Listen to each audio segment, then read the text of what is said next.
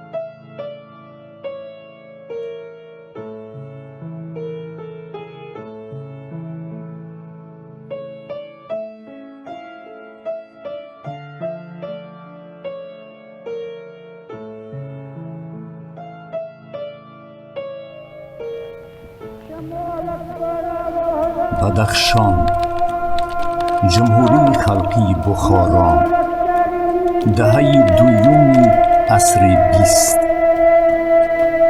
همان شب و روزها تغییرات‌های جدی تاریخی و سیاسی در منطقه جریان داشت.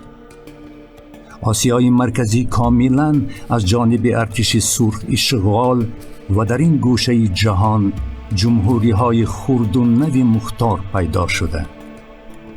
در این مرحله حساس و کشمکشی‌های زیاد به تاجیکان میسر شد تا پارچه خردی از سرزمین خود را با نام تاجیکستان در هیئت ازبکستان تشکیل نمایند.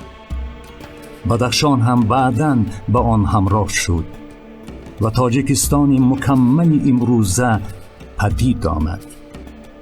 ساکنان دهه رینی حاضر ناحیه اشکاشین به کار همیشگی خود دهقانی، باغداری و چارواداری مشغول بودند. بعد برقرار شوی حاکمیت شوروی در این منطقه دوردست کوهستان نیز کالخانه‌های دست جمعانه تشکیل گردیده مردم به ساخت نوی زندگی وارد می شدند. برای مردم محلی شب میلاد یا سال نو هنوز مفهوم بیگانه بود، اما در همین شب یعنی 31 دکبر سال 1923 که دهه اول فصل دی که سال شماری جاری شمرده می شد، در خانواده یوسف بیگ و دلشاد بیگین پسر تولد یافت. این پسر را با نیت نیک و آرمان‌های بزرگ رستم نام کردند، نام بابایش. این عنعنه میان تاجیکان کوهستان زیاد رایج است که نامها را عادتاً از شجره اولادی میگیرند. رستم بیگ از کودکی کنجکاو و نکته سنج و مهارت فوق‌العاده داشت که مورد توجه والدان قرار گرفت. اما خداوند خیلی زود او را از لطف و عنایت والدان محروم ساخت. اول پدر و سپس مادر را هم از دست داد. رستم یتیم کول ماند و اکنون پرستاری او و خواهرش را عمکشان عادل بیگ به ذمه گرفت. Дедушка мой был Юсуф, а бабушка Дильшот. Папа же поэтому назвал, когда я родилась именем своей мамы. Папа отца своего вообще не помнит. Рустамбек и Одильбек. Вот, да? А вот у дяди Одиля, вот когда мама уже умерла у папы, ему лет 10 или 13 было, и вот он жил вот в семье дяди Одиля. И там же у него 3 дочери были. Мубидим, Мухоним и... Хай бобои мо Рустамбек, амаки мо Юсуфбек бар вақт мурдагӣ. Вай худаш як писар буду, ду апа. Моам агар мепурсидем мегуфт ки озодамо хоҳари майдагии ман озодамо аст. Моам хел гап мезадем да, ҳа ҷидуна мекард мора. Падари ман амаки вай фақат ҷун гап мезад. Рустам ҷун мешиштем, аз хотираҳо суҳбат мекардем, аз падармон суҳбат мекардем ки амхел мегуфт ки амхел гуфт ки як чи дар хотирам ҳозир механдонам шумоя. Ман гуфтам чӣ? Гуфт ки амхел хай амакам гуфт ки эзум рафта аз кӯ биёр. Вай овардам ки бисёр кам. Вай гуфт ки Рустам ҷон бисёр кам эзум овардӣ. Ман ба хандидам, ба гуфтам озир пара мебиёрам. Гирифта вай чиша гирифт рафту аз унҷо омад ки ичи холӣ партовд. Вай гуфт ки ҳай гуфт ана озир ба ту бисёр эзум овардам, ана ку амак бишин. راهنماهای اولینش در جاده خط و سواد امیربیگ قیابیکف و محمد جان دولت قداموف نام روشنفکران محلی بودند که اولین مؤسسان مکتب و معارف در این گوشه کوهستانی کشور شناخته می شوند. رستمبیگ پس از خط و سواد ابتدایی را گرفتن با کمک استادانش به مکتب اینترنتی شهر خاروق رهسپار می شود. В Хароге, когда папа учился, вот Мамад Назаров там у них занятия проводил. И для папы это все, он учитель. И никогда, вот я никогда не слышала, чтобы папа о каких-то своих учителях хоть что-то сказал плохое. У него было, я говорю, он считал, что если есть ангелы, то это учителя. سال 1940 نظام تحصیل در مکتب اینترنت شرطنامه‌ای شد. رستمبیگ از بس مبلغ نداشت، به تحصیلش ادامه دادن نتوانست. به زادگاهش برگشته چون نفری سوادناک به کار آموزگاری مشغول شد. خود همان سال در دایره یک برنامه دولتی برای تکمیل اختصاص او را به خاروق فرستانیدند تا از نازکی‌های کسب آموزگاری بیشتر واقف گردد و همین طور هم شد. پس از ختم او را رسماً به حیث آموزگاری فن زبان و ادبیات و حربی در مکتب 7 ساله مرکزی ناحیه، حالا مکتب رقم 21 به کار گرفتند. سال 1941 جنگ بزرگ وطنی شروع شد و اوضاع دیگر باره سنگین تر شد. اکنون رستمبیگ برابر آموزگاری وظیفه تشویقاتچی یعنی کاتب مطبوعاتی ناحیه را نیز اجرا می‌کرد. 4 سال پر از مشقت با غلبه اتحاد شوروی انجام یافت. угрус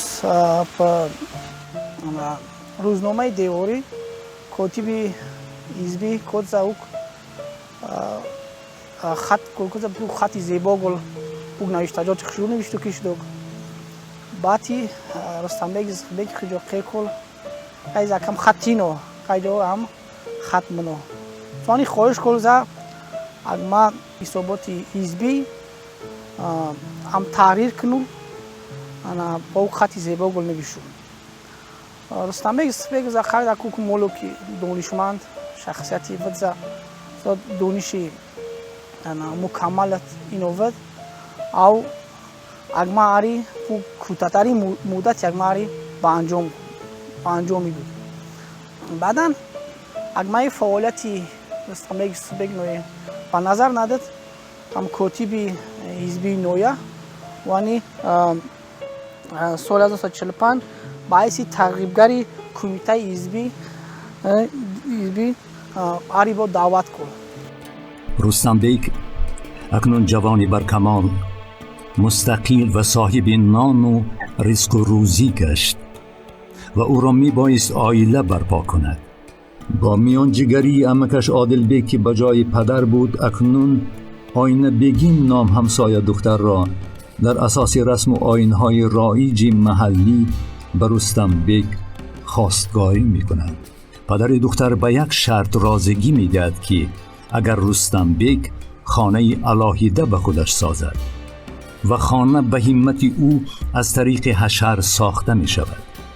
حالا هم پای برجاست که به نزدیکی با تشبث پیوندان تعمیر و ترمیم گشت.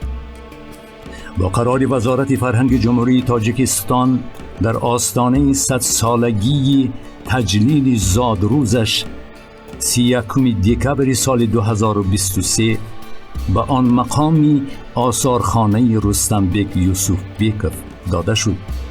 این دهه بسیار فرزندای با وفا را به دنیا آورده. یکی از دهها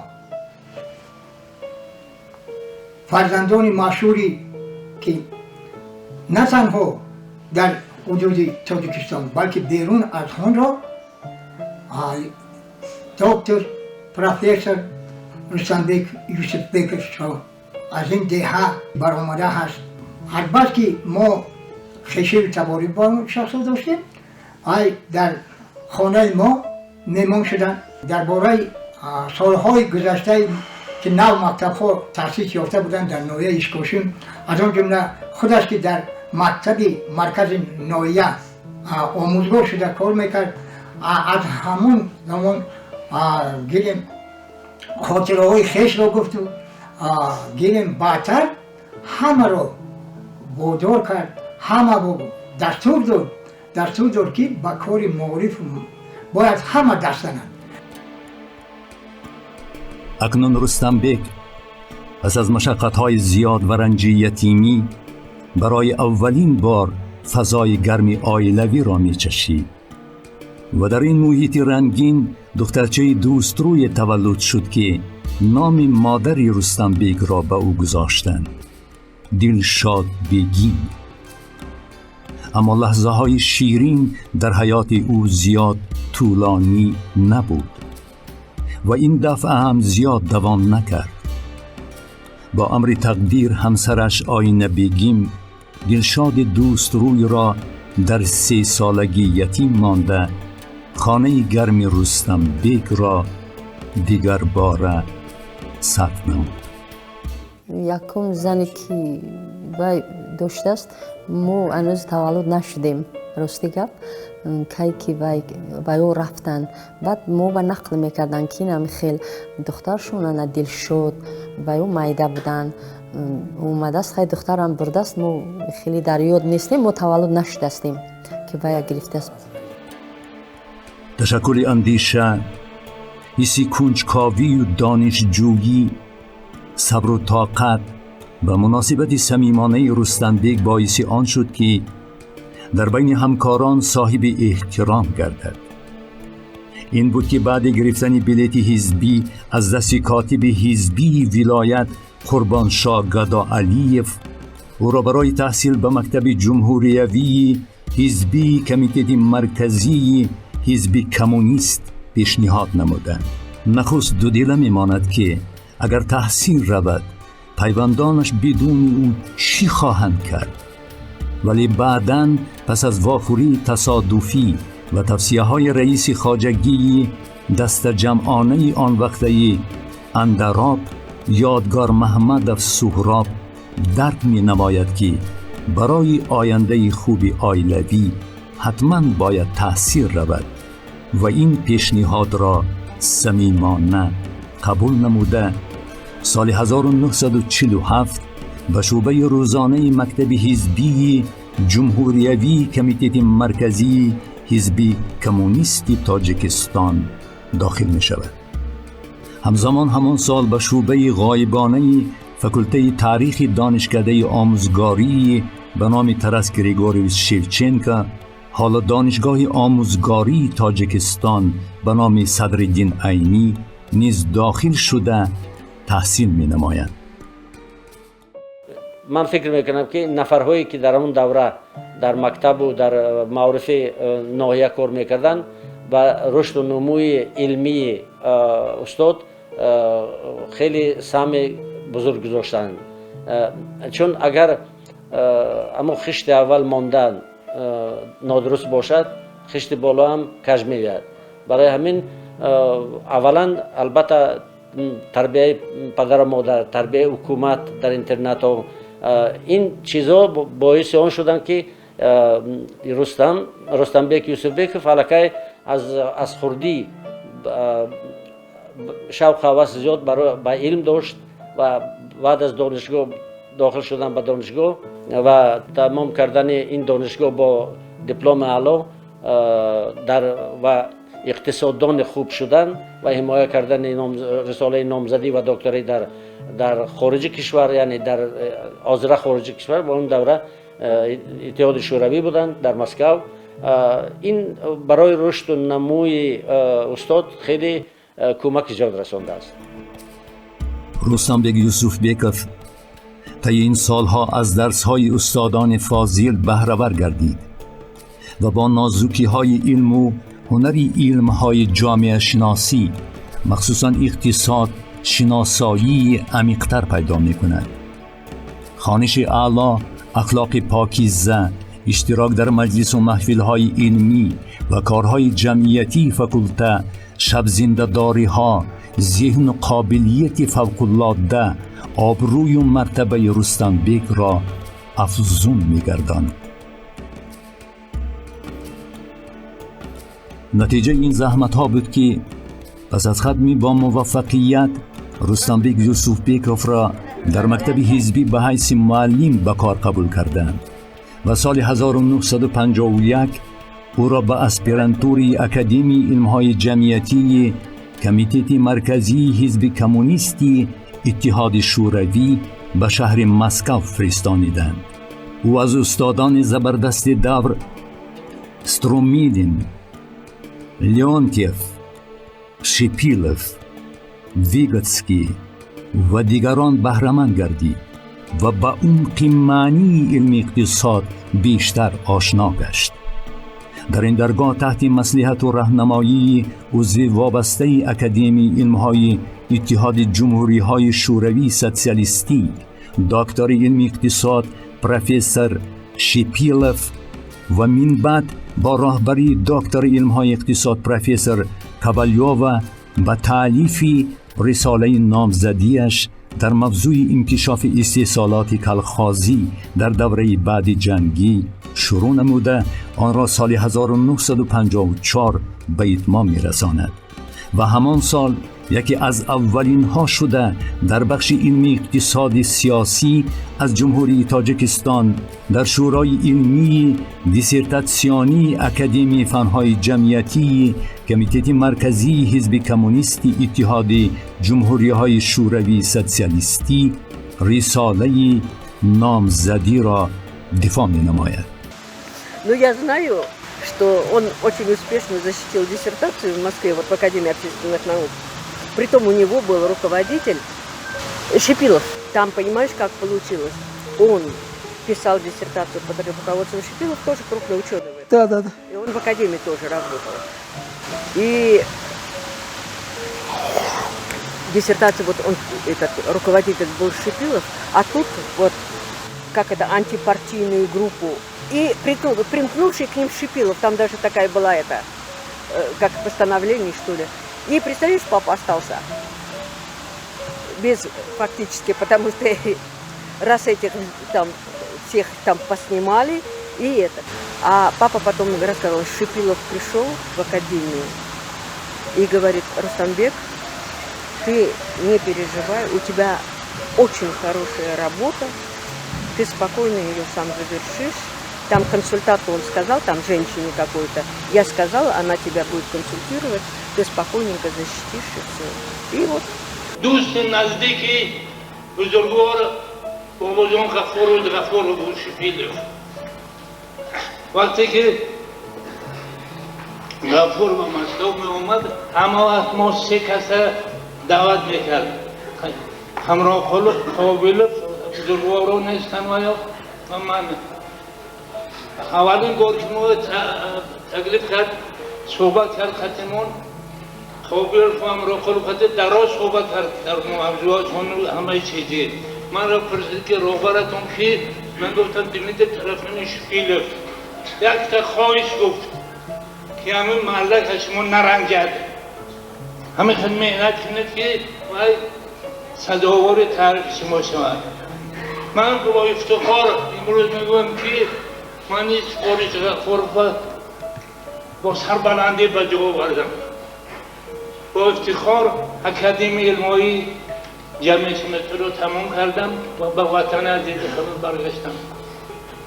باباجان غفورов شخصیتی بود که به هر یک کادرها بهایی بلند میداد. ای آدمی عادی نبود، آدمی بزرگ بود که شخصیت‌ها رو انتخاب میکرد و اونها رو به کارهای زیاد تکلیف دعوت میکرد و شناسایی و دوستی رستمبک یوسفبکov هنوز از سالهای 50 با باباجان غفورov سر شد.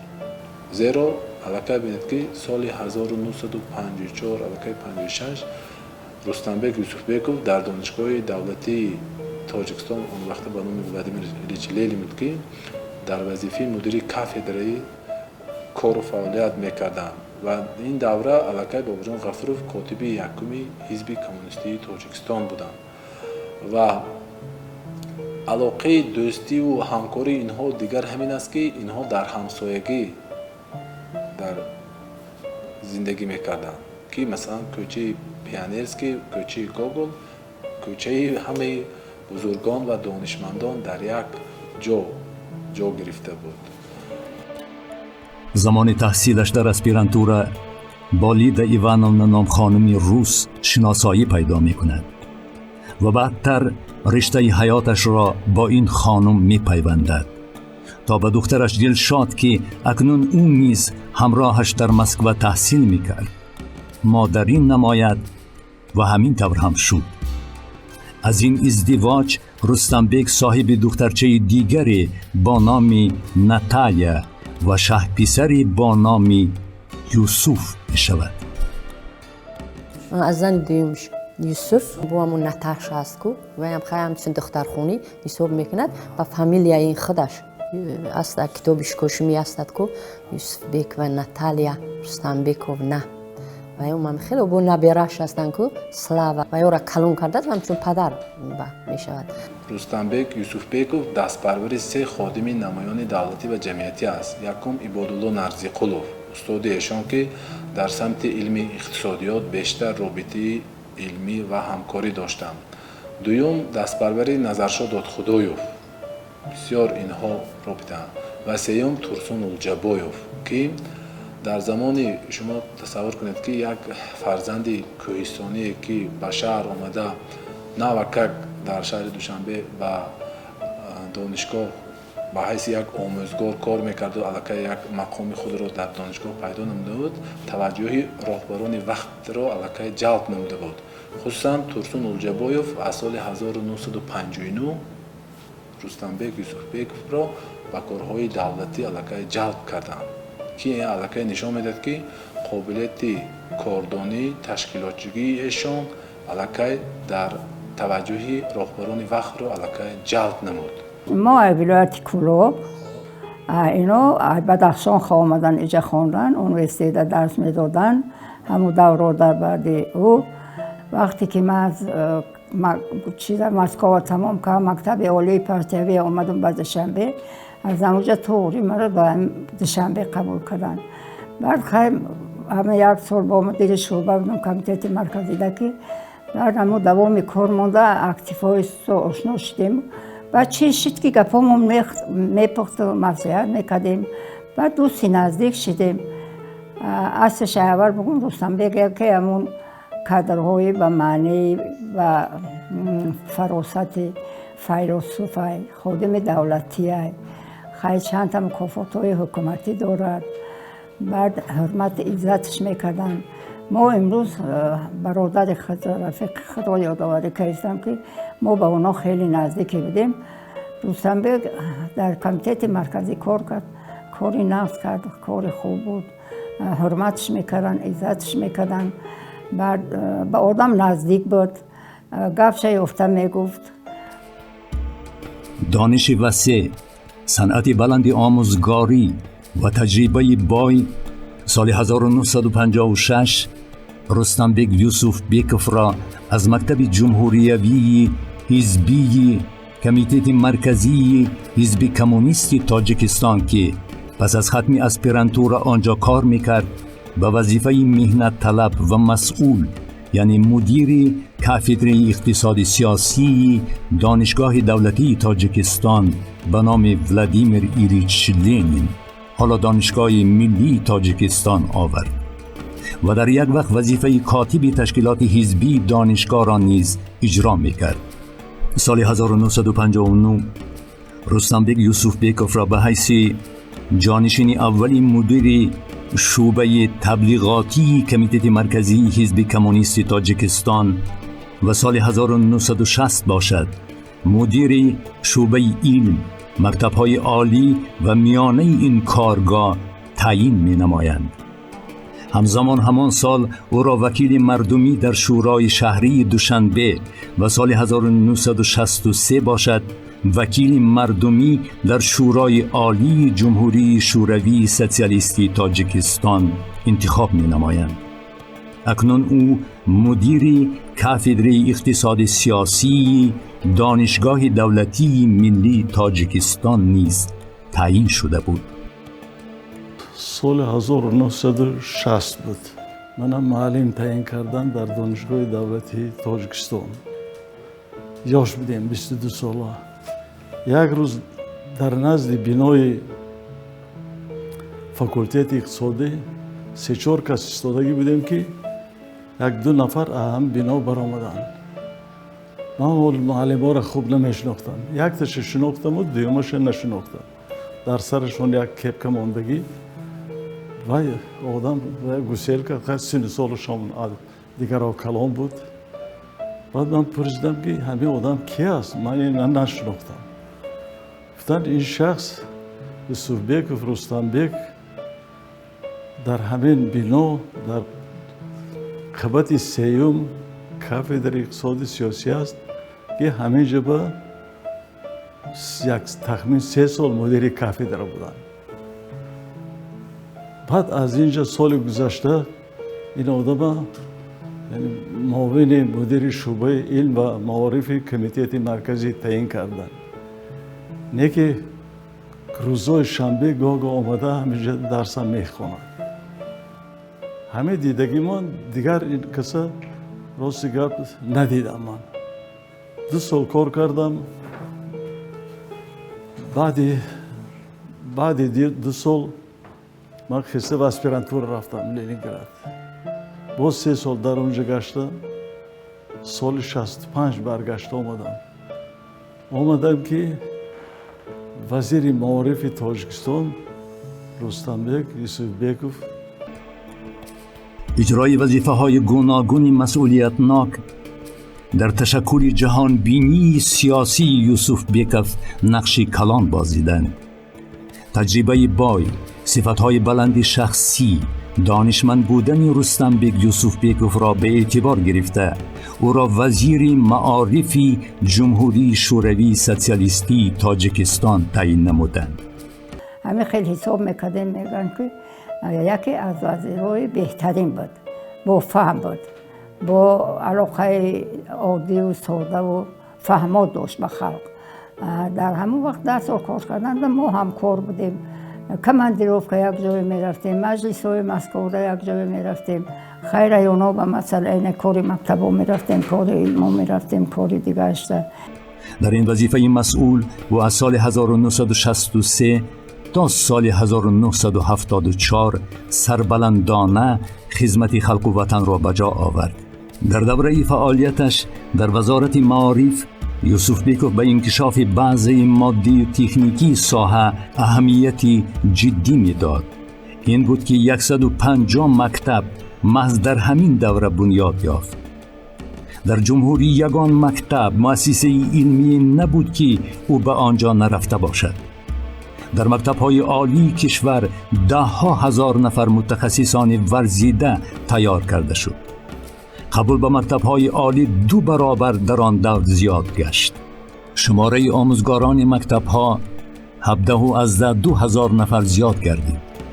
با تشبث بی‌واسطه یوسف بیکوف رستم بیک برای تیار نمودن کادرها در مکتب‌های عالی مرکزی سابق اتحاد شوروی، جمهوری‌های روسیه، اوکراین، بلاروس، قزاقستان، ازبکستان و یک قطار شهرهای سابق اتحاد شوروی کارهای زیادی عملی گشتند که در این مکتب‌های عالی دیگر جمهوریت‌ها شماره زیادی خط کنندگان جمهوری تاجیکستان به تحصیل فرستانیده شده کادرهای صاحب معلومات و صاحب کسب به تاجیکستان برگشته.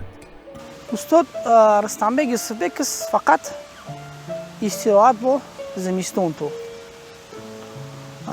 اصلا استراحت صاحب زمستون تو осоишгоҳи ё рӯси гулғажон санаторияи Москва савдоим ту угрус давраи бозии бильярд молу гули солхӯрда гули молу ки мӯйсафед бильярд бозӣ кулза анаук мӯйсафед бозӣ сигол кулза ногоҳон агва молу ки бозии бильярд мағруб кун агвахи ай молу ки суан фрут за застык скинҷо ғайри за азм вазири маорифи ҷумҳурии тоҷикистон баъдан итман ғайда тит ук вазифаи вазмин тино вазифаи меҳнатталабат камбағал тино буду тидан ба уда тезоду баъдан ғайри за аз бизиним да ти тез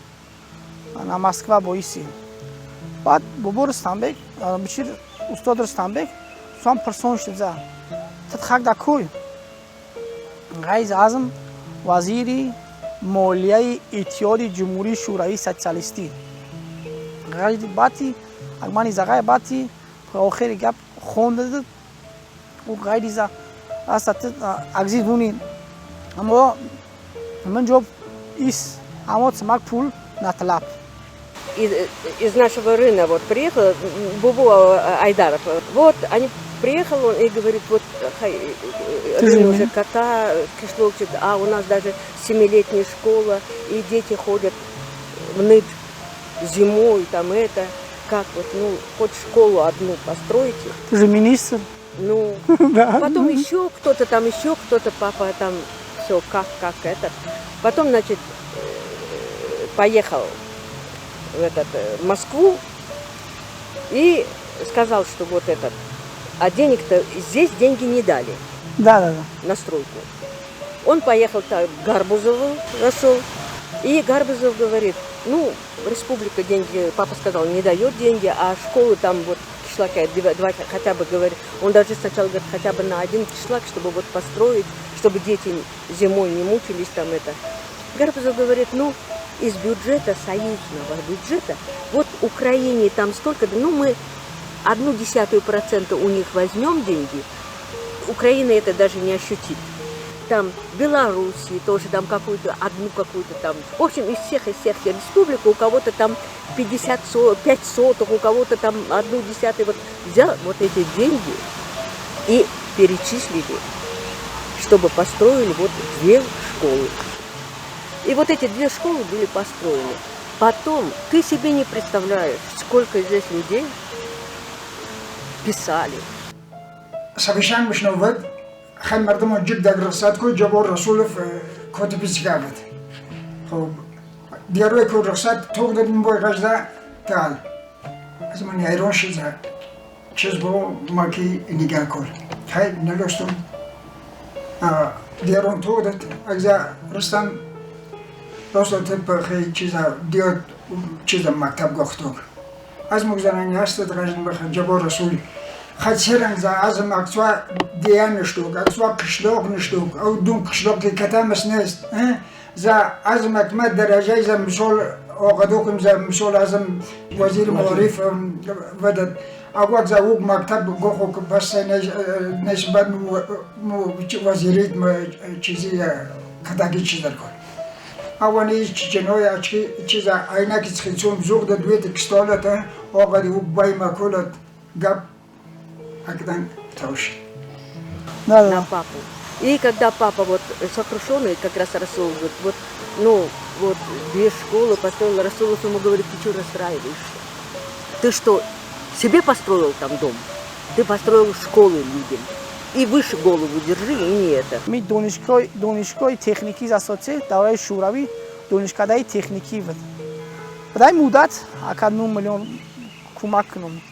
Баъдан ана агмани қайд кунум дар корза ака пули за Рустамбек Юсупбекович теоға Тоҷикистон бо ман сакам донишкадаи техникӣ ба ибтикор ба маблағгузорӣ ба саҳми Рустамбек Юсупбеков ташкил шуд ва баъдан аю қисми дига гол ана стансияҳои техникӣ онгоҳ Тоҷикистон که از سال 1966 تا سال 1971 زیاده از 582 تا مکتب‌های نوی تیپی نو در تاجیکستان ساخته شد در زمان رهبری ایشان.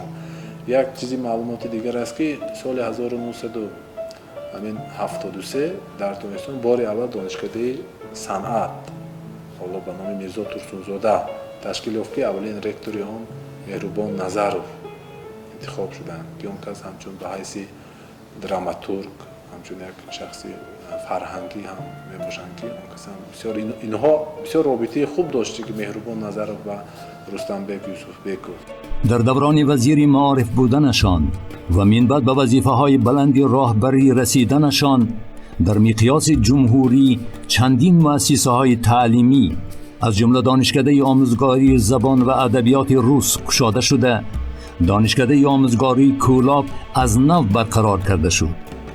در شهر خوجند فیلیالی دانشکده پلی‌تکنیکی گشاده شد که امروز به دانشگاه تکنیکی مستقل تبدیل یافت.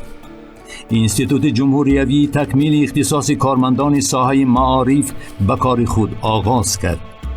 مجموعه آثارخانه صدرالدین عینی، هیکل ابو علی ابن سینا، بنای سیرک شهر دوشنبه، ده‌ها خانه‌های مدنی، کلوب‌ها، مکتب‌ها، بیمارخانه‌ها و غیره به استفاده داده شد. سال 1969 ایشان به سفر به ولایت لنوباد میکنند.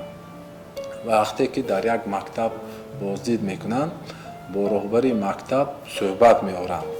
معلم معلومات عالی نداشته است و ایشان دیدند که دانش و راهبری کنی راهبری مؤسسه خیلی خوب است اما معلومات عالی نداشتند. محض با تشبث و دستگیری خود رستمبek یوسفبekov همون راهبری مؤسسه مکتب و دانشگاه آموزگاری حاضره به نام صدرالدین عینی برای تحصیل را دوام دادن و دوشنبه جلب کرده می شود. خیلی من در اونیورسیت مدیر کافدر بودم، وزیر سطحی بلند ما از دور هم تا از دور می دیدیم. اگر مایلی صبح می اومد اگر اونیورسیت می دیدیم شه. سالا گذشت و یک روز من کمیته مرکزی شعبه علم و معارف دعوت کردن مدیر شعبه گفت که ما مصلحت کردیم که شما معاون وزیر معارف میرید. ما گفتم من رفتم لنینگراد رفته شدم، همه حجتام تیار و کیمچی دیگر که خیلی کمتر سیاست کردن که شما خیلی تکلیفی بالا نمیگید. من خیلی چیکاره که شود. من گشته آمدم پگاش بود که تلفن شد از رکترات که وزیر معارف شما را دعوت کرده شده است. من آمدم وزارت در اونجا در همه کوچه کوی بیش سابق حاضر و آثارخانه که در اونجا بود است در همونجا در قسم دوم در قبط دوم بنا кабинети вазир будааст. Якум бор рафта кабинети вазир дидем. Баъд дар омадем ки сари миз шистааст. аз ҷош хест салом кардум. баъд инҷа ҳамон рӯпарӯ ҳардумон шиштем. бисёр нағз қабул кардам. ягон сиёсати дигар хай гуфт. баъд гуфт ки мо ҳаме хеле маслиҳат кардем. хуб мешид ки як ҷое кор мекардем камтар. Папа работал министром народного образования, но всегда считал, что он учитель. Он никогда, вот, даже когда его там спрашивали, он говорил, я учитель. Притом к учителю у него было такое отношение, он, знаешь, как говорил, если на земле ангелы есть, то это учителя. Вот для него учитель, если ты, например, что-то плохое сказал об учителе, для папы все. Вот ты самый негодяй. И он скажет, ты понимаешь, он учителя своего оскорбил. Для него учитель это все. Поэтому он работать вот в университете не бросал. В субботу у него был выходной, в субботу ему там ставили в расписание лекции. 10 лет он так проработал, притом, это не папа мне рассказал, это потом мне преподаватели рассказали. Он 10 лет читал лекции в университете, а зарплату за это не получал. Соли 69 дарси якум дар донишгоҳи омӯзгорӣ яке аз профессорон ба дарс дер кард. устод вазири муҳтарам фармуданд ки ба ин профессор выговорди. 1 сентябр ба дарс дер карданд. бо ин кас хизмат нишон дода, ин кас фалон, ин кас бемор. устод гуфтанд ки агар хоҳед ки тартиб интизом қоиму устувор бошад, ба ҳамин одам биговор ки 1 сентябр ба дарс дер кардааст. ҳама мо дар коллегия ҷамъ бидуни як директори мактаб, намедонам барои чи директори мактаб он вақт аъзои коллегия буд, акун мо ин қадар суроғам накардем, лекин директори мактаб дир кардам.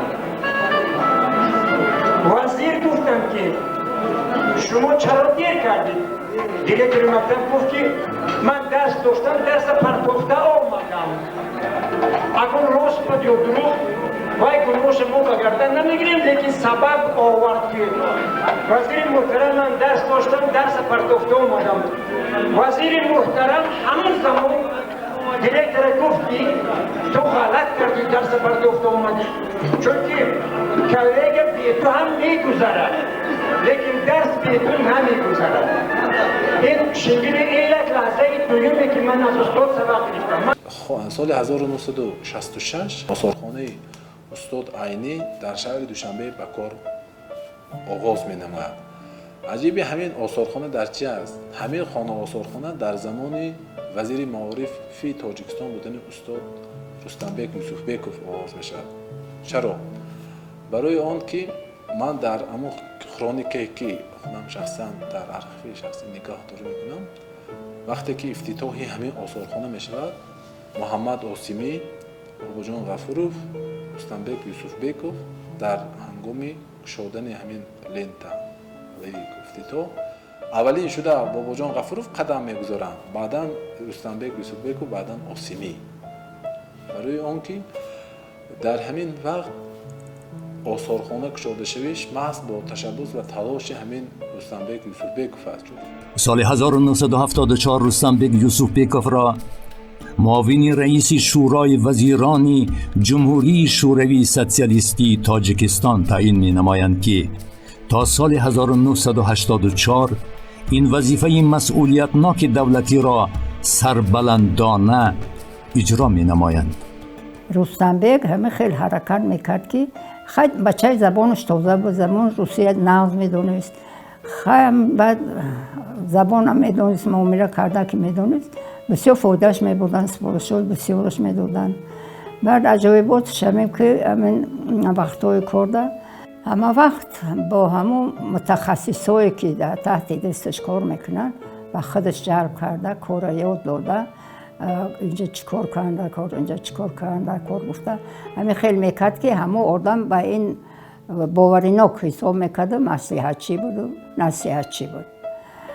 رستمبek با یک خصلت خوبی داشت که من هیچ فراموش نمیکنم. همین برادرها را، همکاراش، دوستاش فراموش نمیکرد، تلفن میکرد، حال پرسی میکرد. بعد سالهای هم وزنیم بگم و همین خیلی دوره بود که اتفاقانه ما کار میکردیم. میفهمین؟ این خیلی نظر بلندی و ناپسندی و این خیلی نمیکردیم. روی روز گپامونو میگفتیم، کمبودیامونو، پیشویامونو. از سال 1981 تا سال 1984 به رستمبک یوسف بیکف اجرای وظیفه مسئول دولتی وزیر کارهای خارجی جمهوری شوروی سوسیالیستی تاجیکستان واگذار گردید. پروفسور رستمبک یوسف بیکف در وقت اجرای فعالیت کاریش در مقامات گوناگون دولتی به حیث راهبر گروه‌های رسمی دولتی و هیئت گروه‌ها به ممالک گوناگون خارجی سفر کرده است. و همچون راهبر گروه‌های رسمی دولتی به جمهوری اسلامی ایران، جمهوری خلقی چین، سوریه، بریتانی کبیر و افغانستان سفر نموده در این سفرها بهر همکاری‌های همه‌جانبه سهمی زیاد گذاشتند. کنفرانس‌های هم عمومی جهانی هم در میکروس شوروی میگذشت. اون کس معروضه‌چی میشدند و از کتاب نمی برداشتند. اون کس از حیات میدونستند که کدام مسئله ها رو باید برگزاری کنند و به فایده تاجیکستان باشد. گذراندن بسیار روزهای فرهنگ و ادبیاتی که با دیگر جمهوری ها میگذراندیم، یکی از همین طور روزها در ازبکستان گذرانده میشد.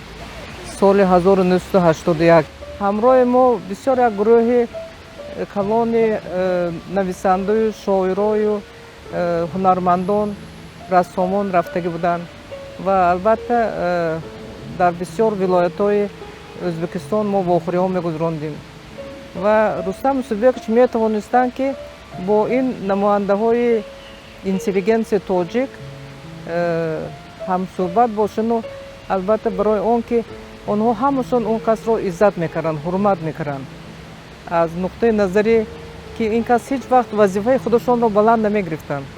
اینا همین زمینی بودند، اینا همین یک شخص بودند که یگان مراتبه من ندیدم که اون کس عصبی شده باشند. همه مسئله ها رو با یک آرامی، بعد بسیار وقت من میدیدم که اون کس با تبسم هر یک گویم که همصحبتشون رو قبول میکردن. استاد در وزارت کارهای خارجی کار میکردن و ما رو با یک گروهی و سند با رهبری ملکه صابرова باید با یک گسترول جهانی می رفتیم. باید با 5 دولت 6 دولت می رفتیم. وقتی که این گروه را تشکیل کردند برای اونو لازم شد که یک ترجمان باید امروشون رود. اما وقت رستمبک یوسفبک من با تلفن کرد، گفت که من میدونم که زبان انگلیسی خوب میدونی، میخوام شما را به همین گروه همراه کنم، شما راضی هستید؟ من گفتم بله راضی هستم، البته هر چیزی که شما گویید. بعد همین گروه قطعی من با 3 ماه با گسترول دولت‌های سنگاپور و تایلند و هندوستان و رفته بودیم. رستمبک یوسفبک یکی از اولین پایه‌گذاران علمی اقتصادی وطنمان میباشد. علمی اقتصاد شناسی و معارف تاجیکستان را بدون نام او تصور کردن غیر امکان است. در سالهای طولانی مسئله های مهم اقتصادی را مورد تحقیق و تحلیل قرار داده اثرهای زیادی علمی ایجاد نموده است. پروفسور یوسفبک رستمبک یگانه شخص در جمهوری بود که به مسئله های اقتصادی معارف خلق مشغول بوده این مسئله ها را از جهت علمی اساسناک کرده بود.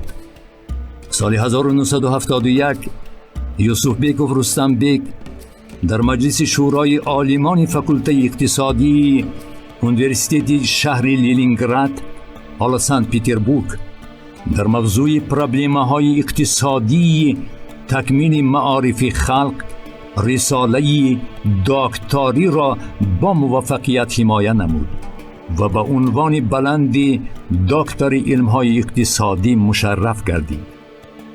دوران مدیریتش در کاتدر اقتصادی دانشگاه دولتی فن اقتصاد سیاسی را ناوابسته از کمبود اصلاحات اقتصادی با زبان تاجیکی درس می‌دادند.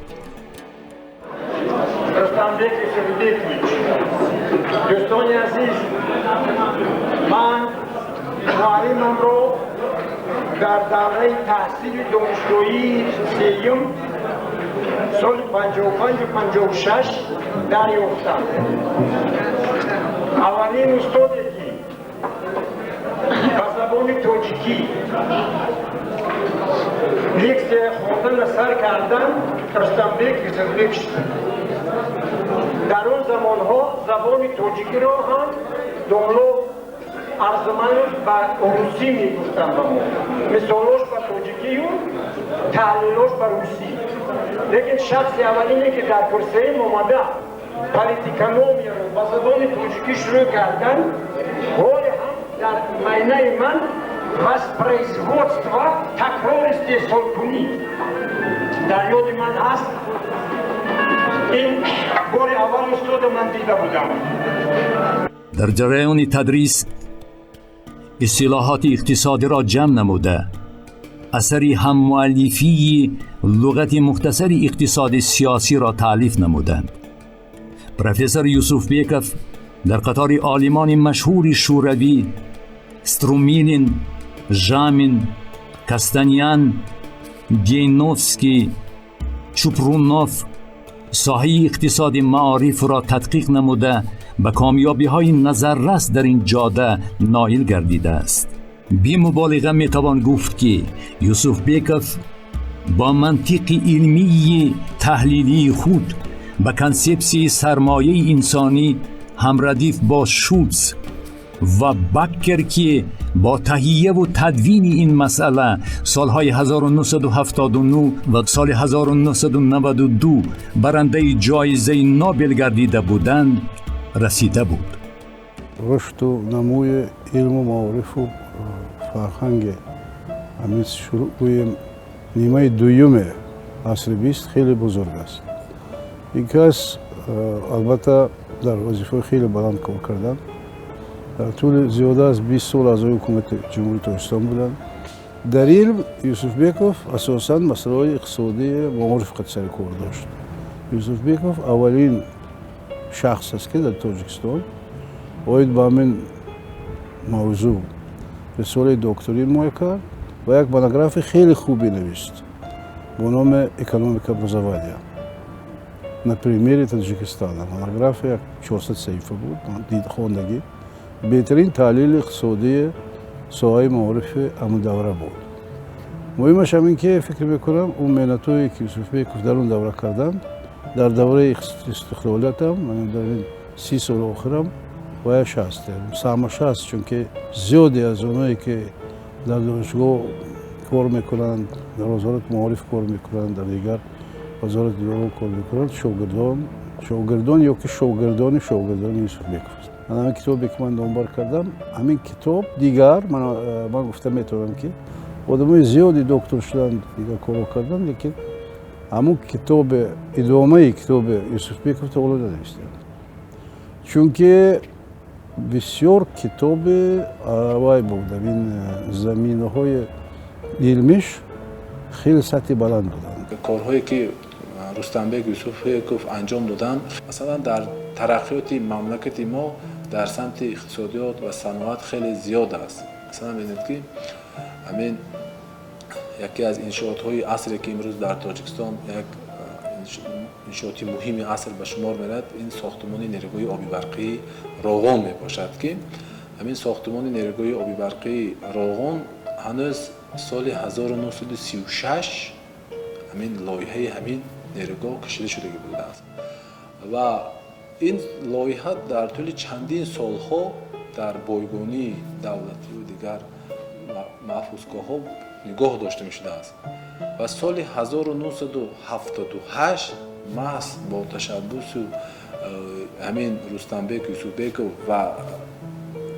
رئیس گاسپلانی تاجیکستان قهار محکمов همین لایحه پیشنهاد کرده می‌شود که تا که همین انشاءات در تاجیکستان ساخته شود و سال 1979 در نتیجه تلاش و مبارزه‌های مثلا رستمبek یوسفبekov قهار محکم و چندین شخصیت‌ها همین ساختمان نیروگاه در تاجیکستان آغاز می‌شود چون که رستمبek یوسفبekov در همچون دکتر علم‌های اقتصادی پروفسور بودند اعضا کارسپاندنت اکادمی علم‌های جمهوری تاجیکستان بودند هر یک مسئله‌های مهمی که در حیات سیاسی و اقتصادی در تاجیکستان یعنی در نقشه گرفته میشد در همه مسئله ها رستمبek یوسفبekov فعالانه اشتراک میکردند تکلیف و پیشنهادهای خود را پیشنهاد میکردند و در هنگامی که سال 1979 از شهر مسکو زیاده از 47 انستیتوت های علمی تحقیقاتی که به تاجیکستان برای بازدید از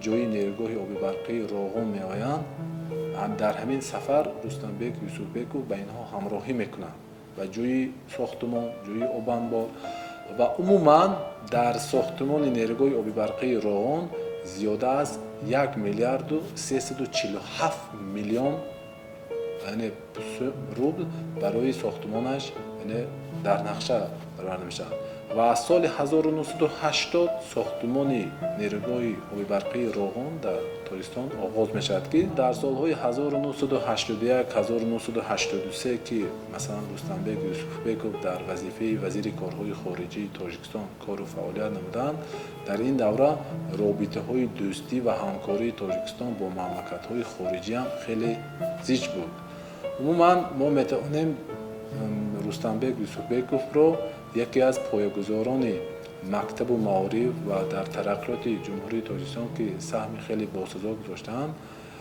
اون کس را یکی از بنیادگذاران کشور در سالهای 50 تا سالهای 80 نام بردن است.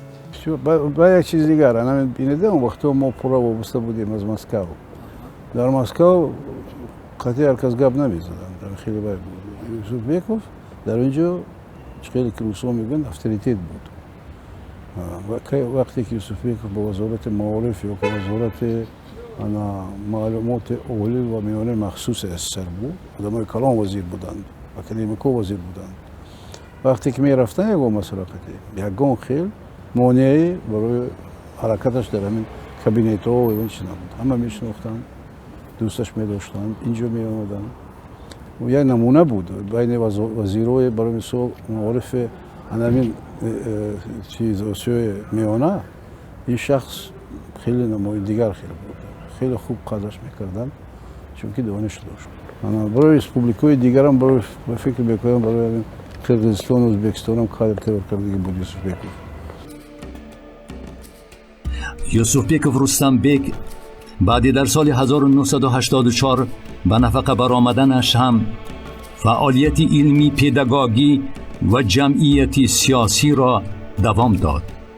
یوسفبekov رستمبek در دانشگاه دولتی تاجیکستان به نام ولادیمیر ایلیچ لنین حالا دانشگاه ملی تاجیکستان به حیث پروفسور کافدره اقتصاد سیاسی تا آخر حیاتش فعالیت نمود. در این مدت طولانی یوسفبekov رستمبek در این دانشگاه به تربیه کادرهای جوان، به تعلیم و تربیه دانشجویان و دانش آموزان مشغول شده با راهبری و دستگیری و راهنمایی او زیاد از 30 نفر رساله‌های دکتری و نامزدی علم را حمایت نموده به کمال رسیدند. یوسفبekov رستمبek نسبت همکارانش، شاگردانش و دانش آموزان مهربان و با احترام و در نوبت خود سختگیر و سرطلب بود. تمام عمرشون با دانشگاه دولتی تاجیکستان آموخته با دانشگاه ملی تاجیکستان وابسته بود.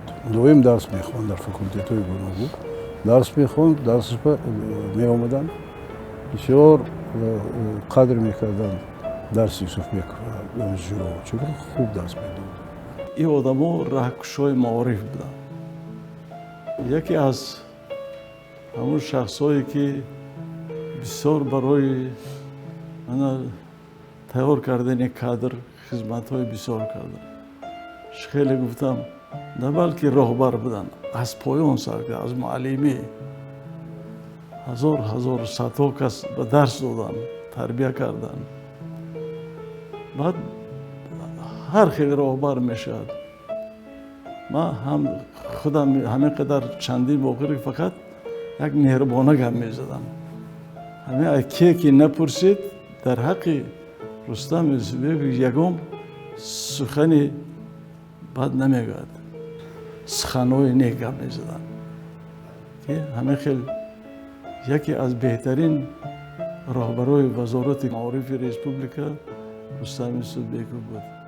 این بیهوده نیست که از 10 سال زیاد در یک جا ششته وزیری کردن، از اونجا با پستین با بلند رفتن معاون رئیس سویت وزیران. در دوره های نابسامانی های سالهای 1991-94 در جمهوری برای به اعتدال آوردن وضع سیاسی دعوت و کلام شخصیت های بزرگ و دانشمند، آنهایی که می توانستند به مردمی آشوبگر و شور زده تأثیر رسانند، نهایت ضرور بود. پروفسور یوسفبک رستمبک مرکز جمهوری من شهر دوشنبه را ترک نکرده به فعالیت آموزگاری مشغول بود. به حیث یکی از چهره‌های برومند دوربین، وطن دوست و آتشین سخن در جمهوری عمل می‌کرد. یوسفبک رستمبک بین جوانان، دانشجویان و آموزگاران و دیگر طبقه‌های اهالی برآمد نموده آنها را به تنجی و آرامی، صلح و صلاح، صبر و تحمل دعوت می‌نمود. می‌خواستند که تاجیکستان یک پرچگیش را دست بندد و در همه معرکه‌ای که برای آوردن صلح اشتراک می‌کردند، البته در بین جوانان بسیار برآمد می‌کردند، با نماینده‌های علم و فرهنگ واخوری‌ها می‌گذراندند و بایگری تاجیکستان البته در آن است که ما در حیات تاجیکستان همین طور شخص‌های بزرگ را داشتیم. مثال اینم کلوب لنینگرادسکی بلاکادا شد. نیست بود، 4 طرف محکم شد. ایسان شهر توز ازبک‌ها را محکم کردن، ای طرف دوشنبه محکم کردن، ای طرف کجا بود 3 درآمدگاه دروازه را محکم کردن که یگان کس یگان گرم گندم آرد یگان خوراک‌آوری جای کار نتونستند. به غض همه خلیب سیاه سقیج مانند که همه قرقه میدادند. همه شرایط وزنینده رستمبک قطعی بود. باور کن انا ایش چشید نظارت میکرد، انا اوش چشید این کادر و ایش چشید خیلی نقشی بسیار رسیده. همه آدم دستگیری میکرد خیلی میگفت یادم دادن در کار جوانای یادم تیم. آن وقت اهل علم و فرهنگ و زبانشناسان تاجیک اقدام گرفته بودند که با زبان مادریمان، زبان تاجیکی فارسی، مقام عالی آن مقام دعوتی داده شود. پدرم اعضای کمیته بیرق بودند و به همگان درباره رمزهای بیرقمان، چرا 7 ستاره و رنگ‌های سرخ و سفید و سبز را نقل گفته می‌دادند، معنی داد می‌کردند. از بالای قاموس زبان خیلی زیاد کار می‌کردند و آن را با امک رستمبک نیز محاکمه می‌کردند. امک رستمبک همیشه پدرم را دستگیری می‌نمودند. آن سال‌های متشنج پدرم و امک رستمبک هر روز بر دوشنبه شهر پیاده می‌گشتند تا که با مردم باشند و آن مردم را دلبرداری نمایند. و آن سالهای به جنگ برادرکشی ما پدر بزرگوارمان را از دست دادیم. آن تلفات جان و دلمان را کند. اما که رستمبک هر روز به خانه ما آمده، هر یکی ما را به آغوش گرفته همراه ما اشک می‌ریختند. در طول زیاد از 50 سال پروفسور یوسفبک در مقامات گوناگون دولتی ادای وظیفه نموده، همزمان چون معلم خدمت خلق و وطن را سربلندانه اجرا نمودند. به قلم او بیش از 300 مونوگرافی و کتاب، دستور و کتاب ها و مقاله های علمی و عاموی متعلقند که آنها تا امروز اهمیت خود را گم نکردند. در یک قطار اثر مقاله هایش ترقیات معارف خلق در جمهوری تاجیکستان، غمخواری درباره نیکو احوالی خلق، قانون سوسیالیسم، نشأ و نمای معارف خلق در تاجیکستان سوویتی، هر یک کارگر جوان باید معلومات میانه گیرد، تیار نمودن متخصصان معارف و غیره، مسئله های اقتصادی ساحه معارف مورد بررسی قرار گرفتند. پروفسور یوسف بیکوف در زیاده از 30 کتاب و مقاله به ساحه اقتصاد معارف بخشیده‌اش از جهت نظریوی با فکت و رقم ها فعالیت ساحه های غیر اقتصادی را تدقیق نموده است. یوسف بیکوف رستمبک بیش از 230 عدد اثرها، کارهای علمی، تدقیقات ها دارد. این اثرها و کارهای علمیش در تکمیل کار معارف خلق مقام خاصه دارند. سال 2013 مجموعه مکمل عاید اثرها، نظر دوستان و افکار شخصیت‌های برجسته، زندگی نامه و فعالیت او با نام رستمبک یوسف بیکوف چون آموزگار، راهنما و استاد مرتب گشت. رستمبک یوسف بیکوف مؤلف یک قطار اثرها، مقاله‌های علمی و یک چند کتاب‌های علمی هم میباشند که یکی از این کتاب‌های اساسی که همین کس مثلا تالیف نمودند. این همین کتاب نشر و نمای معارف خلق در دوره تاجیکستان سوویتی است که مؤلف در اساس این کتاب را مختص‌های تاریخی نوشته است. از سال 1917 تا سال 1968 را فرا می‌گیرد و هر یک زمانی دوره راهبران وزیران، دوره راهبران و معین کردگی معلومات ها که دقیق، مثلا این کتاب بسیار هم کتاب خوب است لایق به مسئله آموختن تاریخ معارف تاجیکستان که مثلا رستمبک یوسف بیکوف در این کتاب دستاوردهای عالمان، دستاوردهایی که در ساحه علم و در ساحه معارف است، هر یک دانشکده، دانشگاه ها و مکتب های میانه و حتی آموزشگاه های خیلی خوب معلومات داده شده است و پیش از همه هر یک کاری آموزگار به حیث معلومات های دقیق نشان داده شده است. مثلا دیگر یک کتاب دیگرشون است که معلم فیگوری اساسی مکتب می باشد. ببینید که این یک سخنی عادی نیست است، سخنی اساسی است که پیشرفت حیات معارف را ایشان از معلم دانستند. معلم چقدر دانشمند باشد، یک سخنی رستمبک یوسف بیکوف در یک مقاله خوندم که هر قدر فرزندان ملت کتابخوان باشند همان قدر ملت نیرومند میشود. شاهدان قصه می کنند که رستمبک یوسف بیکوف در دوام فعالیت خود با افراد زیادی سرشناس، مخصوصاً راهبر آن وقته کشور جبار رسولوف، مناسبت صمیمانه داشتند. با چهره‌های معروف دور همسال باباجان غفورов، میرزا ترسون زاده، ساتیم اولوغ زاده، میرسید میرشکر، مهربان نظرов، مومن قناعت، محمود جان واحیدov، توفه فاضیلova، مستیبک تاش محمدov که با اکثریت اینها در همسایگی زندگی میکرده است، رابطه های خوب دوستانه داشته است. همچنین یکی از دوستان نزدیک رستمبک اکادمیک محمد عاصمی بودند که با ایشان حتی پیوند خویش و تباری نیز برقرار نمودند. یعنی پسری رستمبک با دختری عاصمی عائله برپا میکنند و مناسبت های دوستانه این دو مرد فاضل را بیشتر و بهتر گردانیده بودند. پیوسته با دوستان روزهای استراحتی به هم آمده یا شاهمات بازی میکردند یا بیلیارد که شغلهای دوست داشته رستمبک بوده است. یاد دارم هر وقتی که امک رستمبک با خوجان سفر میکردند حتما مادر بزرگ ما را زیارت مینمودند و مادر بزرگ ما اون کس را با شعر استقبال میگرفتند. آنها به هم دیگر احترامی خاصی داشتند. پدرم محمد عاصمی و امک رستمبک نه فقط دوستان جانی بلکه برادران جانی هم بودند. مادرمون و همسر امک رستمبک لیزی ایوانونا به مثل خواهر بودند. وقتی که خواهرم دیلارون به دنیا آمده بود، امک رستمبک به خانه ما آمده از روی سنت قدیمه با آستین دستشان آستانه خانه را رسیده گفتند که اکنون اینش دختر عزیزی ما عروس نازنین پسرمان یوسف میشه. Мой отец Мухаммад Осими и мой татик Рустамбек Юсуфбеков были очень близкими и очень верными друзьями еще до моего рождения и до рождения Юсуфа.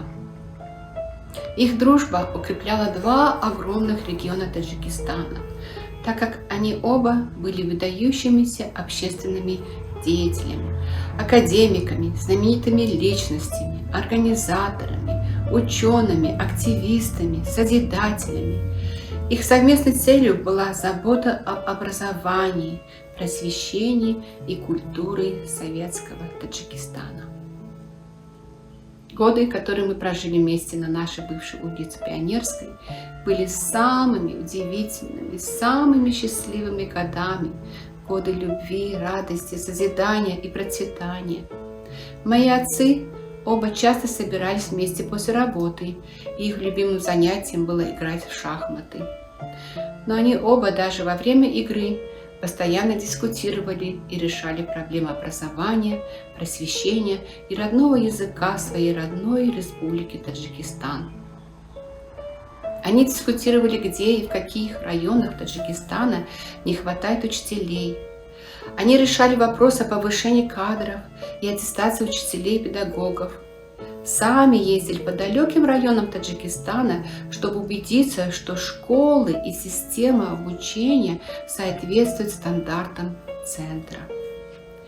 Они выбирали одаренных учеников и привозили их в город на дальнейшее обучение в душанбинские вузы, а некоторые из них получали образование даже в МГУ имени Лобоносова.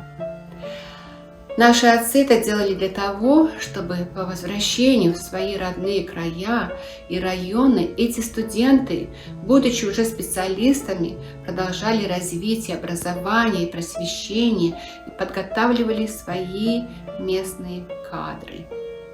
И как настоящий учитель, устод, педагог, просветитель, профессор Рустамбек Юсуфбеков до последних дней своей жизни, до последних дней своей активной жизни был предан своей любимой педагогической работе, обучению и образованию и подготовке студентов, будущего поколения его учеников и последователей. Это был мой татик. از نبیره‌ها نازنین بیشتر با وقت گذرانیده و خاطره های رنگینی دارد از آن روزگار و حتی تا کنون یادگاری های زیادی را از بابا مانند دستنویس و خاطره ها و کتاب های نادیرش نگهداری می نماید. Многие люди его знают с профессиональной стороны, и я вот хочу немножко поделиться более персональной стороны, потому что дедушка был очень семейным человеком. Он очень любил свою семью, он много жертвовал для семьи, он всегда семью ставил в первый план. И для нас, особенно внуки, мы были просто весь его мир. Он нас просто обожал, и он был колоссальным дедушкой, просто был абсолютно отличным. Он, конечно же, иногда мог быть очень строгим, потому что он любил структуру и дисциплину, но также, с другой стороны, он очень любил с нами играть, и он нам позволял шуметь, позволял его вещи трогать, или там его документы в его кабинете сидеть, его очки одевать, или по его телефону разговаривать, или играть с его телефоном. И смотреть вот его, или изучать вот его письменную работу. Он нам давал очень хороший доступ к знаниям, не только вот в школе, но также дома, в его кабинете. Он часто делал со мной уроки, занимался особенно очень усердно над таджикским языком, и также он очень любил язык фарси, на котором он очень хорошо и разговаривал, писал, читал, и также мне очень помогал, чтобы я могла понять язык фарси. У меня даже остались до сих пор некоторые вот его блокноты, где он или разные там поэзии мог написать, или его вот просто такой вот небольшой черновик получается. С малых лет он меня провожал в садик и забирал с садика много раз. Потом он меня также провожал в первый класс и опять-таки же забирал меня с школы, усердно занимался со мной, с моими занятиями. И вот благодаря ему я смогла достичь докторской степени образования. Это все благодаря ему. Одна из моих самых любимых воспоминаний о дедушке, это когда мне было 7 лет, и он меня впервые в жизни повез на Памир, на свою родину. И один факт, что я единственная внучка в семье, которую он взял, и поэтому для меня это привилегия. Я помню, прям вот как будто было вчера, как мы летели на Памир через большие скалы, и в этот момент прям было очень страшно для меня, опять 7-летний ребенок. И я помню, как дедушка взял мою руку и сказал: не бойся, смотри, какие красивые скалы. И он смог мне помочь преодолеть этот страх, смотря на природу и смотря вот на разные вот факты жизни. Моя поездка на Памир была просто колоссальной. До сих пор помню, и такие отличные впечатления остались о Памире. Очень обожаю Памир так же, как дедушка любил Памир. И культура, и язык, и еда, и как вот человеческое мышление, как люди относятся друг к другу. Дедушка также меня научил, как танцевать на памирском, по-памирски. بهروز پسر یگانه یوسف و نبیره رستمبک از زمان کودکی در آغوش دو مرد بزرگ رستمبک و آسیمی به وایه رسیده که امروز از وقت گذرانی با آنها قصه می کند. Мой дедушка оказывал и до сих пор оказывает большое влияние на мою жизнь. Я был молод, когда нам пришлось уехать из Таджикистана, но каждый раз, когда я приезжал, я проводил с ним много времени. Одно из моих любимых воспоминаний о дедушке – это как он и мой дедушка Осими каждые выходные играли в шахматы.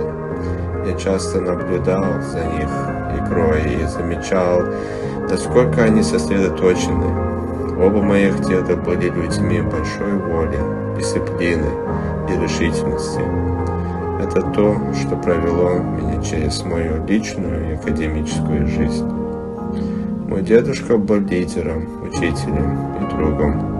Он часто говорил мне всегда гордиться тем, откуда я родом, и никогда не забывать свои корни. Мой дедушка Рустамбек был человеком, который прививал всем нам сосредоточенность и решительность. Когда мы уехали в Америку, всем нам было тяжело, конечно, но он понимал, что нужно искать лучшей жизни для себя и своих будущих семей. Без жертв моих дедов, бабушек и родителей у нас не было бы той жизни, которую мы имеем сегодня. Мы должны продолжить это наследие, того, откуда мы пришли, кто мы есть, и передать его нашему будущему поколению. ярослава чернишова نبیره بزرگتری رستمبک از دختری همسر دویمش که اون نیز روی دستان بابا وای رسیده و بزرگ گشته است، خاطره های خود را برای فیلمی رستمبek Юсуф Беков تدوین نموده است. Я родилась и выросла в Москве, но каждое лето вплоть до 18 лет я проводила в Душанбе, в доме моих бабушки и дедушки. Дедушку я звала Папуля, а бабушку – Матя. Дом Мати и Папули был нашим семейным родовым гнездом, где было всегда тепло, уютно, весело и по-детски беззаботно. Я помню, как я любила встречать Папулю с работы. Он казался таким важным и большим человеком, всегда со своим водителем.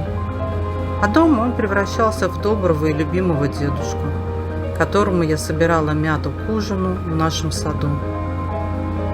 Папуля научил меня очень многому, что потом не раз помогало мне в самостоятельной жизни. Быть справедливым, порядочным, целеустремленным. Мне всегда хотелось быть как он, важным и уважаемым человеком в своей сфере. И я этого достигла, став адвокатом и проректором в Московском университете.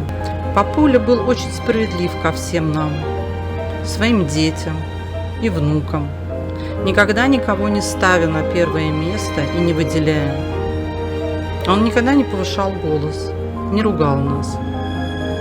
Какой-то внутренний стержень и спокойствие всегда были в нем. Как большой и надежный друг он защищал всю семью, обо всех заботился и старался всем помочь. Он мог быть строг, но всегда справедлив. А его поистине энциклопедические знания восхищали меня до глубины души. Он любил слушать шум горной речки в Земчуроде, а я любила сидеть с ним в этот момент на тахте. А на мой день рождения он всегда целовал меня в голову, и это ощущение я помню до сих пор. Мой дедушка, мой родной Папуля, навсегда для меня есть и будет примером стойкости, целеустремленности, веры в себя. Все эти черты я унаследовала от него. И все эти черты помогли мне стать тем, кем я сейчас являюсь.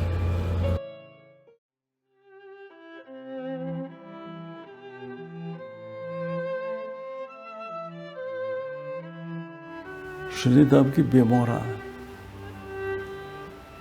بعد من اومدم همین دانشگاه تیپ همین شهرک با همونجا خوب است.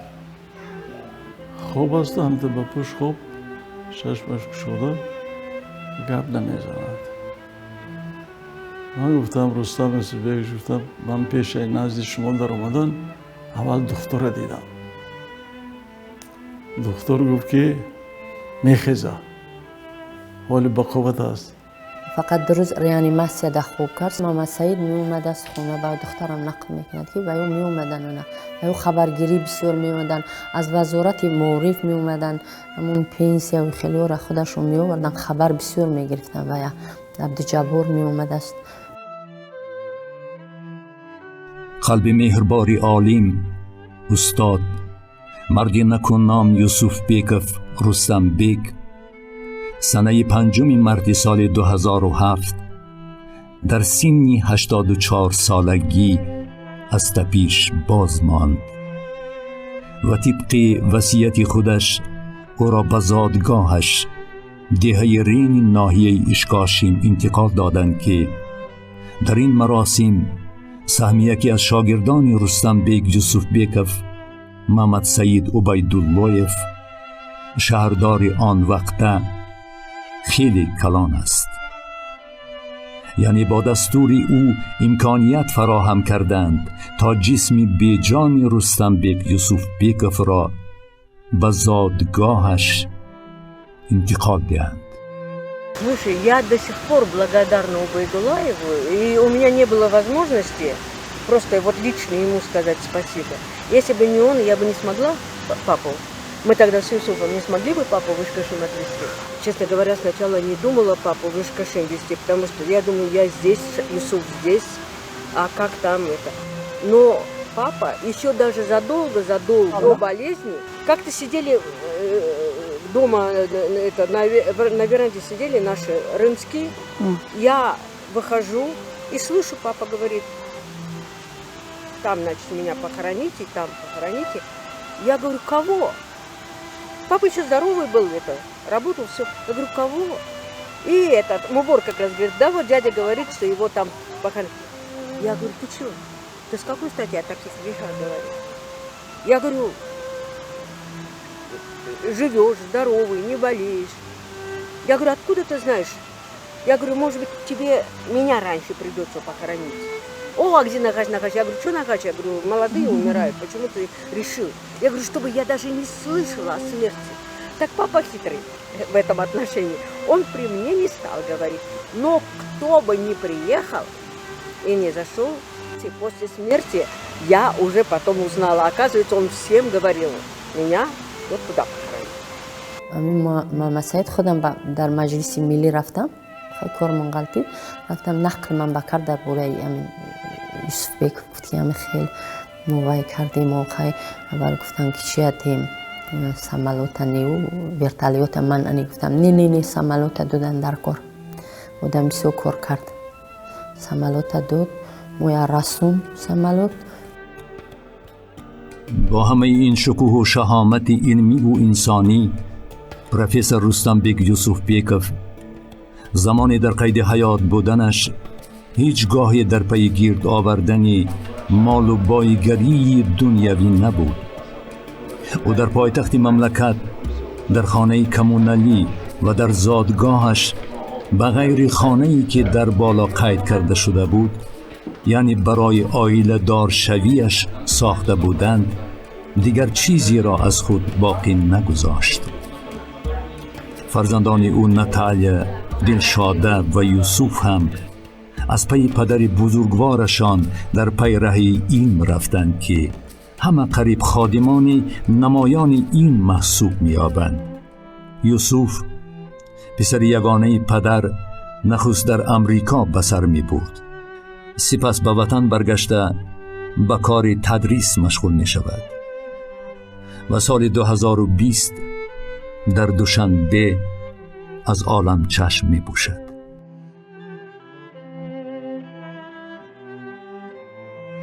نبیرگان رستم بیک یوسف بیکوف امروز هر کدام در هر سمتی و در هر گوشه دنیا به نام و اولاد خود لایق و سزاوار ادامه دهنده کار و پیکار و نیت‌های نیکی او هستند.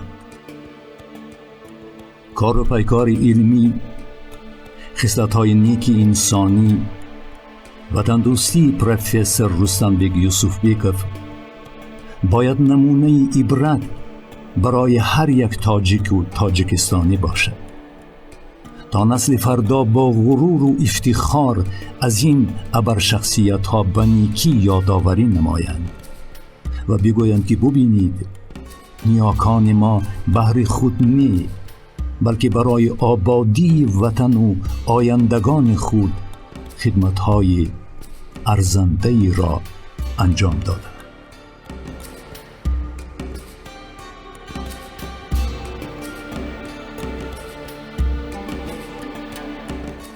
خدمت‌های دولتی و جمعیتی رستم بیگ یوسف بیکوف با 2 آردن بیرق سرخ مهنت، 2 آردن نشان فخری، مدالی به نام اکادمیک واویلوف، مدالی 50 سالگی اکادمی علم‌های جمهوری تاجیکستان، نشانه‌های سریسینگی اعلاچی معارف جمهوری تاجیکستان، اعلاچی مکتب‌های عالی اتحاد جمهوری‌های شوروی سوسیالیستی، خادم شایسته علم جمهوری شوروی سوسیالیستی تاجیکستان و چندین مکافات و افتخارنامه‌های پرزیدیوم شورای عالی جمهوری تاجیکستان قدردانی گردیده است. متاسفانه از لحظه‌های حیات و زندگی این شخصیت ما نوارهای نادر کم داریم، ولی سال 2003 80 سالگی رستم بیگ یوسف بیکف با یک شکوه و شهامتی خاص از جانب دوستان و همپیشگان و پیوندانش برگزار گردید که نوار پره آن خوشبختانه در خزینه عائلوی نگهداری شده است.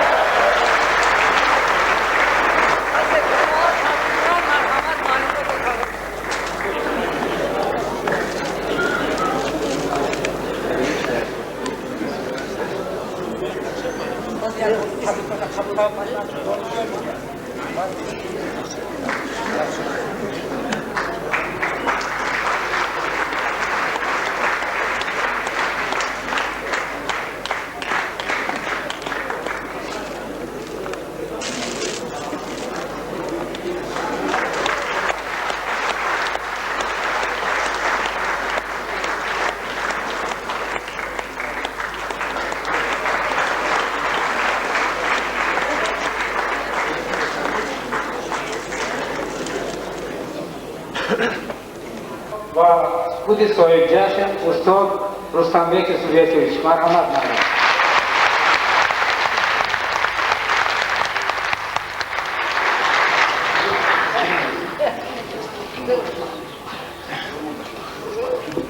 بسیاریاتون میداند که من بسیار سرگپ هستم. از همین بسیار دراز گپ میزدم. حال دارم بسیار گپ زدن میتوانم، لیکن مانده شدید و تنانه نمیگیرم. من همین باید امروز اعتذار نمود. من بسیار آدم خوشبخت هستم. شما که در همین زمان تولد شما، من خرسندم که من در بین شما زندگی میکنم، در بین شما کلان شدم، در گرد اطراف من شما برای این آدم هستند. انا این زن همه بینی بود بسیاری اونجا نیستن، میدانید چقدر کس بولو پر میگیرد. من بسیار گپ زدن نمیتوانم، نمیتونم بسیار گپ زدن. همش در دلم، از همه می دل به شما مینداری اظهار میکنم، از همه می دل به حکومت تاجیکستان و پرزیدنت مجلس نمایندگان تاجیکستان و پرزیدنت مجلس ملی و میر شهر و جمهوریت ریسپوبلیک و حکومت ریسپوبلیک صمیمانه تعظیم می‌فرارم و تا که هستم چیزی که از دستم بیاید امونه خدمت میکنم. به نام فرزند برومند خلق تاجیک، زاده این ناحیه اشکاشیم یوسف بیکف رستم بیک، نامی یکی از جماعت‌های کلانترین این ناحیه گذاشته شد. در پایتخت مملکت به مکتب رقم 35 شهر دوشنبه نام رستم بیک یوسف بیکف داده شد و اینک در آستانه 100 سالگی روز تولد یوسف بیکف رستم بیک برای ابدی گردانیدن خاطره درخشانش در مرکز ناحیه با تشبوسی عده‌ای از جوانان وطن دوست دیار نیم پیکره‌اش را گذاشته.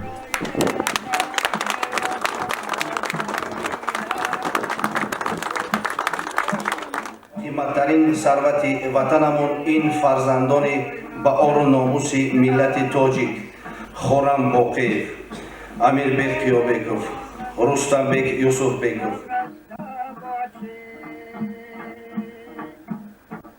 یک آدم معروف خوب سوری، یک دانشمند باری آورد. سالها باید که تا یک سنگ اصلی زافتاب لعل گردد در بدخشان یا عقیق اندر یمن. عمرها باید که تا یک کودکی از روی فضل عالمی گردد نکو یا شاعری شیرین سخن. الهی برمت سبهم قدسهم ربنا و رب الملائکة و روح ادخل فی عبادی و ادخل فی جنت برحمتک یا ارحم الراحمین. یادت بخیر. یادت